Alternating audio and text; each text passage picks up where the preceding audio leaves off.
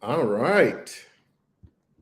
Let's see. Let's see. All right. So we're live on LinkedIn, YouTube. So we have something very special today. We have one of the amazing ladies from Peppy Five.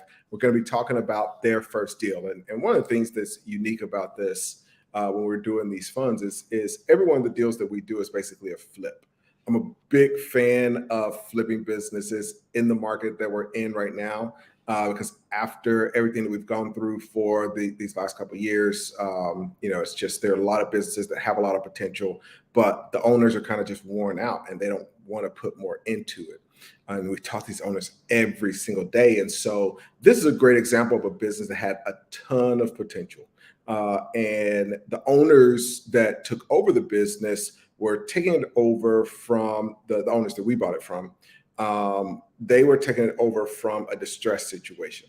The owner of the business had passed away. It was just kind of a lot going on, and it was very unexpected. And so they came into the business, and it was just okay, kind of all hands on deck to just make the business work. Just get the business working. And so they did an amazing job at that. And I've just seen this time and time again. There was a deal for a wine bar where it was the same thing where they just built this business from nothing. And they had this amazing business. I'm like, I said, why do y'all want to get rid of it? And it was like, we've put everything into getting it to this point, and we just don't have any more to give.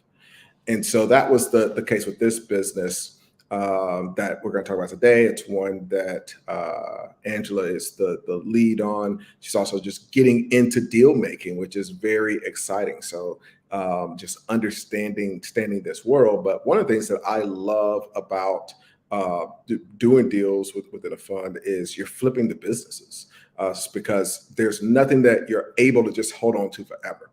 So you have to go into the business with the perspective of, we're going to get rid of this as soon as we can get a certain amount of value. And we can't, in our funds, it's a 2-year fund.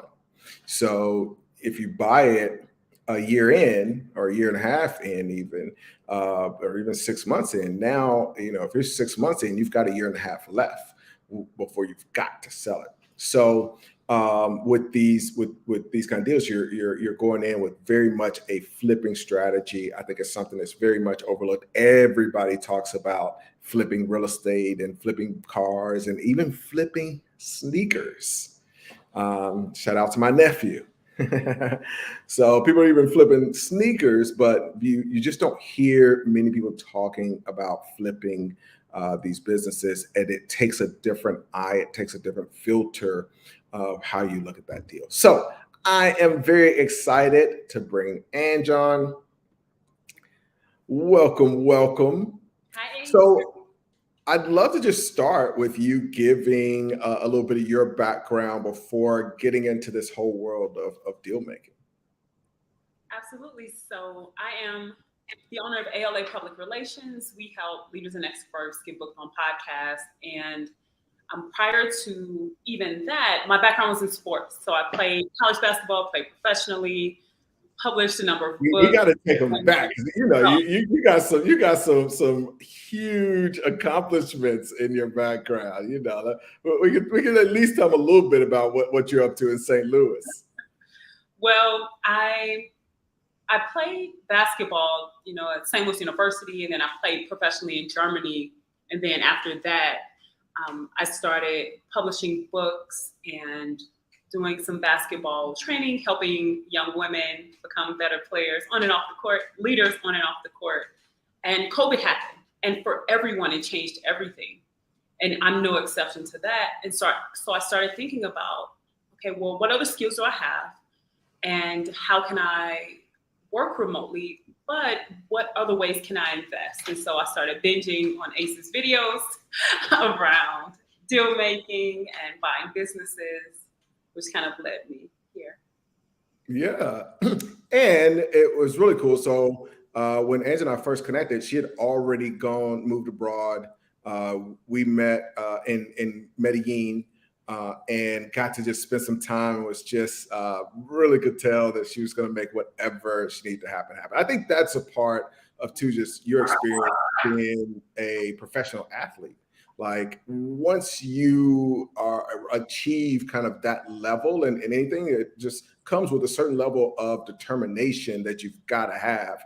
And when we talked, I could just tell it's like, hey, she's going to make whatever decides to go down, she's going to make things happen. And so, I was really excited when, we talked about PEFI 5, which, we basically had this unique, I had talked on the channel, and this was months ago, but my channel, when you look at the statistics and demographics, it's like 97% male and like 80% white male. So it's just a very, it's just male skewed. And so I mentioned that I wanted some females to apply for the fund, because every fund up until that point was all male.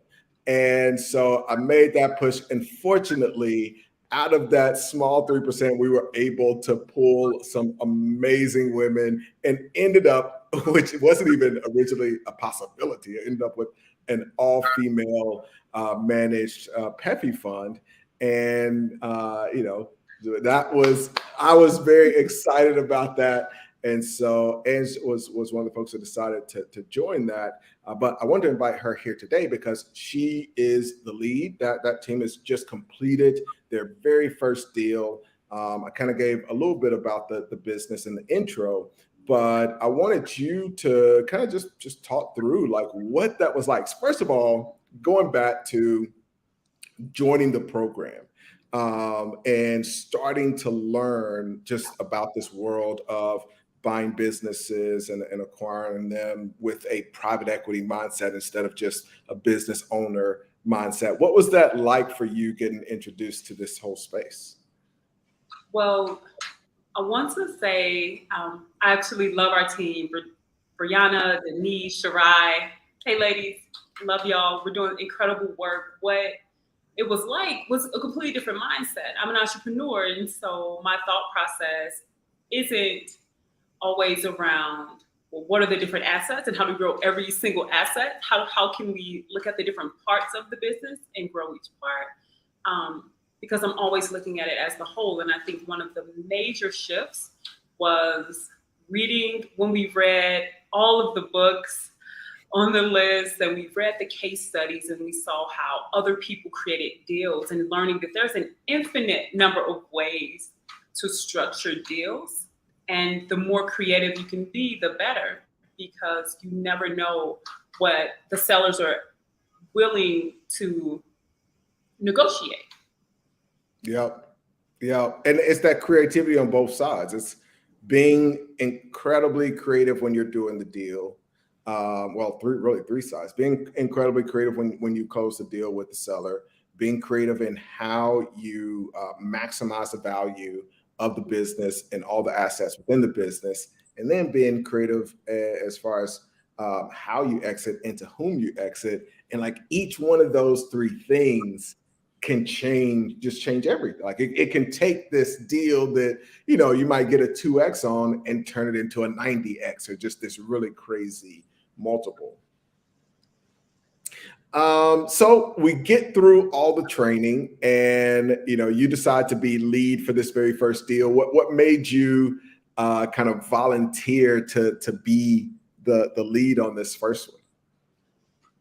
It was kind of what you said earlier. Like, I just wanted to jump in and learn and really deep dive into this business. We of course read the prospectus and learned about what the business was about and what it was capable of, and talked to the previous owners. And I thought it would be a great challenge, as always, to just learn and then be able to communicate what we're doing to the team and have our team work together within our specific strengths to grow the business. Now, one of the unique things that does make it complicated is we actually partnered with another fund to close this deal. So that adds another layer of complexity. And so talk about just navigating that from dealing with the seller. You've got, in this particular business, how many employees? there are 3 full-time employees, and then there's 8 or 9 contractors. So you've got all the employees or the team of the business. It's basically 12, 13 folks. And then you have this other fund. And then obviously you're also kind of managing the folks that are on your team, which is your fund. And so, one of the things that I like is giving somebody experience to deal with all of these different parts of doing a deal. Like maybe not every deal is going to have all of that, but in the future, it's going to be easy. If all you have to deal with when you do your next deal as a seller, it's like, oh man, that's like all I got to do is deal with you. Like I could negotiate and come up with creative ways to do that all day long. But talk about that experience of like really getting thrown in. First deal, you've got all of these different parties that you're managing and overseeing. I've learned the importance of clear communication more so than ever, and how as leaders we have to be thoughtful in what we say, especially when you have so many different stakeholders. I mean, for our team, it's how do I best understand the strengths of our team and what they're passionate about executing on to be able to help Wiz grow, and how do I keep them connected, because they're not necessarily in the day-to-day. They're not getting calls from the employees asking if the payment went through, right? Those are the calls and texts that I'm getting every day. And so how do I keep them informed and connected to the deal while helping us keep our strategic objectives in place? And our team is great. We're doing that. And then with the employees, it's how do we build connection with them so that they trust us? As you mentioned, the history of the company, there was an owner who passed. There were other owners who were part of the deal prior to us. And some of them have been with the company since the inception. So how do we communicate in a way that lets them know we are committed to growing the business? We care about them. There's some initiatives that they're asking about that we have to take seriously. And then how do we honor the commitments that we make to them? One thing that we've done is we've streamlined the payroll processes. And payroll is something I hadn't done prior. I hadn't had previous experience with this. And so I worked with our partner fund, and we had a great conversation and came up with a really seamless process that allows us to make sure everyone gets paid on time, because that is important. That's very important. That's one of those things, like you have to get people, it even just said, hey, it's not going to be the day you're supposed to be paid. It's going to be tomorrow. It's like, you are messing up my bills. Like I need my money. So literally had that situation occur. It was a Saturday morning. Actually, I hadn't talked about this. It was a Saturday morning. He emailed, one of the contractors emailed me. I said, here's the situation. The payment processor says it's going to be, hit your bank account on this day, which was like 4 days later, and email, this is unacceptable, yada, yada, yada. Said, okay, what's your phone number? Let me call you. So we had a call. We were able to get them paid via another way much faster. So at that point, I realized, okay, we need another system, because what we were doing wasn't working. And so in terms of working with the other fund, it takes a lot of commitment to the process of moving the business forward. We have different objectives. We're working together toward the same end, but we have different views on the way those things should occur. We have different personalities. And so trying to be very diplomatic, which allows us to continue to stay on the same page, because at the end of the day, that's what matters most. And so I'm growing in many ways. And then the other part that we didn't talk about is, like, in this case, there's some of the clients of this business that are Fortune 100 businesses. So, what has that been like, just as far as trying to figure out, okay, how do we make sure that they're happy as well? Great question. That's on our plan for this upcoming week, is now connecting to clients, because we're rebranding. We're doing some rebranding, starting with the website. And so we want them to be happy with how our brand represented, because it represents us, but it represents them as well because we're going to ask to use their logos. And so, we want to make And they're sure that billion-dollar businesses, so it's not just like, oh yeah, come in, like, we're just going to use this thing. We want to stay on the good side. exactly. So that's Yeah. on our to-do list next. Now that we have some internal processes more streamlined, we have some outbound sales strategies, and now we really want to introduce ourselves and connect with some of our clients to get their input and keep them excited about our work together. Excellent. So one of the goals of this is that, after these couple years together, you walk away from this really just feeling like everything is on easy mode. Obviously for me, I've been doing this for 20 years. So when I'm doing deals, most of the time it's just, if I'm flipping a business, I'm going to take the business, I'm going to flip it. It is kind of on easy mode at this point. But I think it's getting each of you to that point because, hey, I want to invest in your deals in the future. So tell me just, like, how do you feel about that as far as like looking back to where you started? And then like what how you felt different just after the training portion. And then, looking forward from now after doing a deal, like, how do you project yourself forward from here? What are some of the changes that you're seeing? And do you feel confident that you're going to be in a place where it's like, okay, everything else will be easy after this? Well, where we started, we were so confused. I mean, to start, you're reading all of these books and you're reading about, millions, hundreds of millions of dollar deals, and you're trying to figure out, well, how am I going to do a deal like that? But I love that we were able to expand our minds because our deal isn't $100 million deal, right? Yeah. But the skills that we learned, the skills that we learned are applicable in the future. And so once we got into the deal and, we crafted our LOIs and we started like putting the documentation in place, that was a big shift because it became real at that point. And so starting with, I'm not really sure what this is, but I think it's going to work because we see that it's working. We've read through all the materials, so we were able to see how deals were crafted. Now being in it and working with another fund, I mean, we are comfortable and confident with the next fund that we do together. The next deals that we do together, we'll know so much more. So all of us are growing. And for the future, I mean, we're already having conversations around, y'all want to work on some other things together? What would that look like? And I'll definitely feel confident and comfortable with doing other deals just because I'll know to think about payroll at the very beginning. That's not something that would blindside me at all. Yeah. Well, and I could go ahead and tell you, there will be something else to blindside you, but it won't be that one. Right. But I think that is the thing. It's like getting to a point where you just don't mind being blindsided. It's like you can't predict what's going to happen, but what you can do is kind of build the fortitude that, hey, no matter what happens, it's kind of like a fighter being in a fight.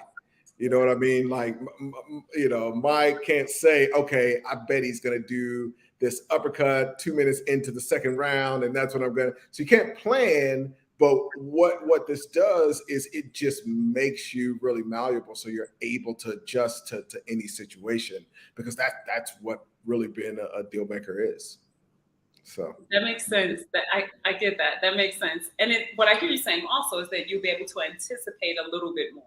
Yeah. When you see things coming. Oh, okay, I know what this means. Here are the signs, and then respond accordingly. Exactly. So the first deal is always also just the most difficult. Everything is brand new on the first deal.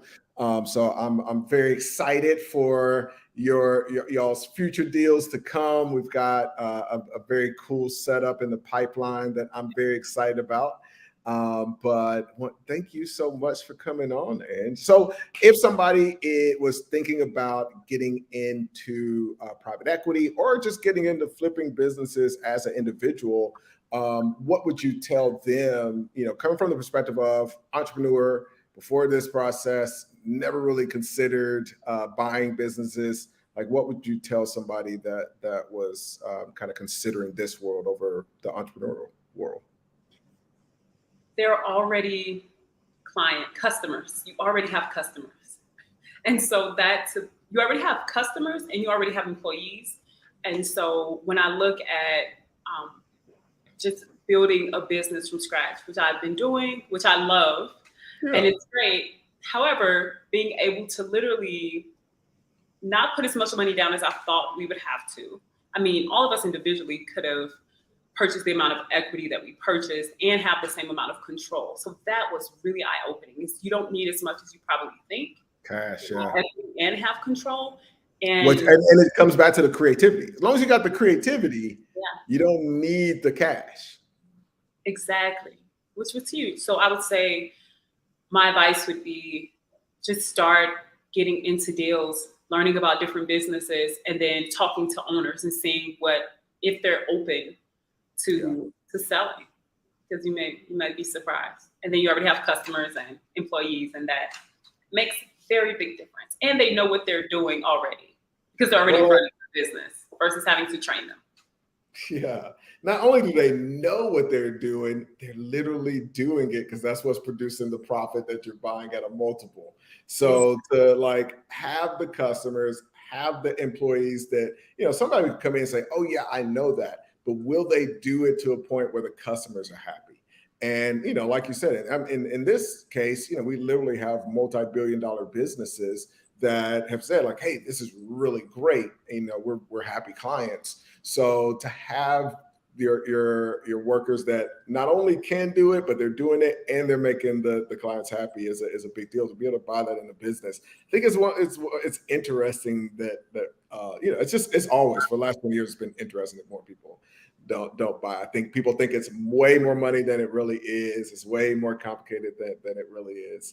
But you've really been thrown into the fire. This is one of the first times that we've had a first deal be a deal where we're partnering with a fund, where we have, this many moving parts, where we have, $1 billion clients. So you've done an amazing job, and I want to congratulate you. Amazing job. And the team, the whole team has done a really, really amazing job. So excited to see what y'all do with it. Let's get this thing built up and flip. We will, absolutely. Thanks for jumping on, Ange. Thanks, Ace. Do you want to tell people where they can find you? You want to give, because I think there are a lot of folks that could actually use your service. So if they're interested in getting on more podcasts, tell people where to find you. All right, let's do it. Thank you. No, you tell them where to find you. Okay, so I thought we had went away. Okay, now we're back. So no, you're back. Yeah, you're on. I've been back. Okay, so if you want to reach out, you can find me at AngelaRLewis.com, Angela_R_Lewis on Instagram, or email me info@AngelaRLewis.com. Perfect. Thanks. Later. Bye. All right. Thank y'all for popping on. Got a couple comments in here. Dr. Andre always pops in. Thank you for saying what's up. Andrew, you're exactly right. Angela is a beast. Really, really amazing. Well, thank you all for checking this out. Let me know if y'all have any questions in the comments. We're going to have a couple other folks. We actually have one of the other funds that's closing a deal right now. They'll be coming on here in a bit. If you're interested in buying a business or flipping your first deal, feel free to reach out to me, ace@acechapman.com. Thank you all for checking it out. One last thing, because this came up on the last live that we were on, and someone said, oh, like, is there a schedule, or I've got this question and that kind of thing. There are really a couple ways that you can get questions and answers. One is to go to patreon.com/acechapman. I have a bunch of conversations going on with the folks there. I can help you with your deals, that kind of thing. It's the least expensive way to get help on your deals. But the other way is to reach out at ace@acechapman.com if you're looking to learn about deals. And then we do have businesses that are for sale right now. You can find out about those that we're basically listed, and some other deals in the pipeline that are really interesting. But email us at broker@goodmerger.com. Thanks. Have a great one.